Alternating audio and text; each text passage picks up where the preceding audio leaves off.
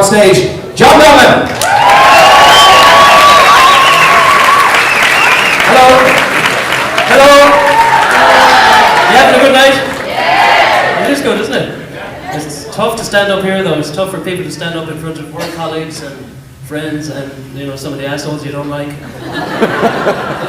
It's very difficult. If you don't know how difficult it is, and just compare it to something, it's harder to stand up here than it is to put €50 on your canteen card. Nobody likes that, do they? But you got to be kind of brave to get up in the first place. And my definition of bravery has changed recently. A mate of mine, he swears this is true. This is his definition of bravery. He went home from the pub last week. He had 8 to 10 pints, he said, which is probably 12.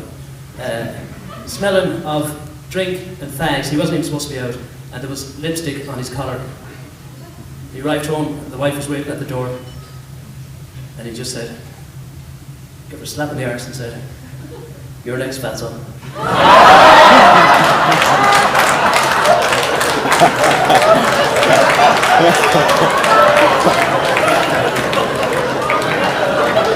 I did something fairly brave myself recently. I did something reasonably brave. I went down on one knee and proposed to my girlfriend, and we got engaged about a month ago. Thanks very much. It was a very romantic proposal. We were in Spain, we were swimming at the sea. When she was swimming, I was kind of doing a polar bear thing because you don't want to mess up the hair. And no, I went down on one knee, severely misjudging the height of the waves. And I said, in between waves, I said, "Sinead, will you join me in a ceremony we don't believe in? In a place we never go, followed by a meal we wouldn't order, then dancing to music we hate, surrounded by people we don't know, all paid for with money we don't have." She said yes.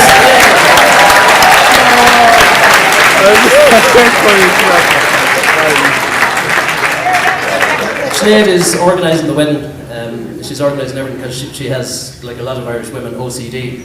She's obsessive compulsive disorder, except hers is worse. She has a variant, it's called CDO. It's where your OCD is so bad you have to put the letters in alphabetical order.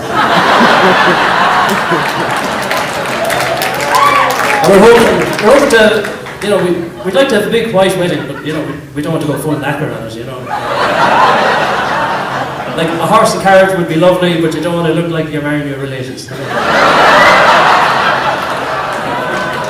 I often wonder, did anyone ever break off an engagement by saying, "Geez, I really love you, John Paul, but I can't marry you. You're like a brother to me." Sinead said she knew I was the man for her because I looked after her when she was sick. This time last year, we were in Africa, and she got an overdose. She got amoebic dysentery. Has anyone ever had that? No one's going to admit to it. It's awful. If you don't know what it is, it's where you eat something horrible. I don't know what she had, shit off the ground or something. But she was projectile vomiting, and it was coming out the back at around the same speed. If you put her on her side, she'd spin.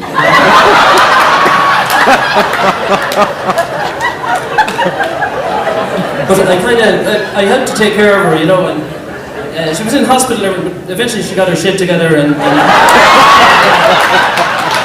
she kind of had to. They told her she had to form a stool properly before she could leave.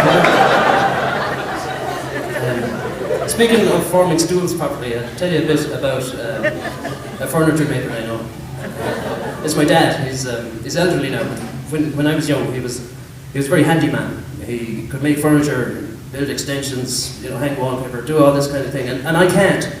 I'm retarded in that department. I can't drive a nail. It just physically hurt him to watch me trying to saw a piece of wood. I took the tip of his finger off once while he was holding the wood.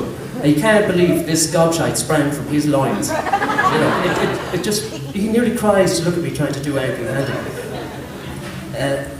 And I'll tell you another bit about him. He's not really sure what I do in Boston. You know the way you're telling people what you do in Boston, and you're going, "Well, I get an SFP, and I go to SES, and you know, follow GDP and all times." And their eyes are glazing over, so he doesn't know what I do, but he knows I'm not very good at it. And recently he had a bit of a procedure. He was in hospital, and I went into him and I said, how'd you get on? He said, "Jeez, not so bad now, not so bad. They gave me 3 of those things, what do they call them? Stents. They gave me 3 stents. And I looked at him and I said, Jesus, I made them. The poor fucker nearly had another heart attack.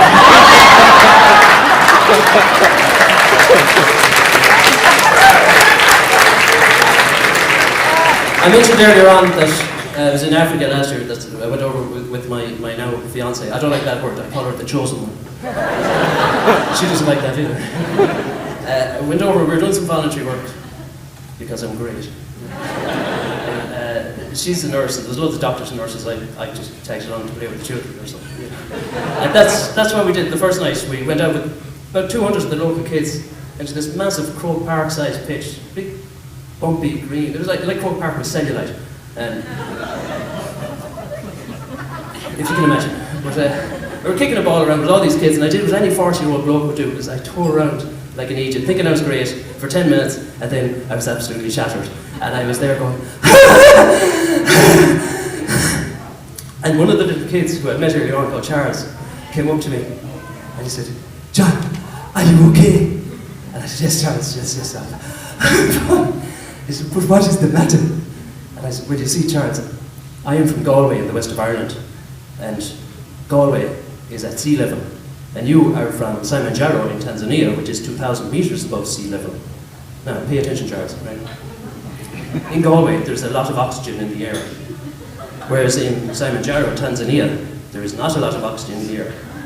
However, your red blood cells have a genetic advantage over mine, in that they are more efficient at transporting oxygen to your major body organs, whereas mine are not. That is why I am in what we call oxygen debt. And he looked up at me and he said, no, John, it is because you are fat. Little bastard.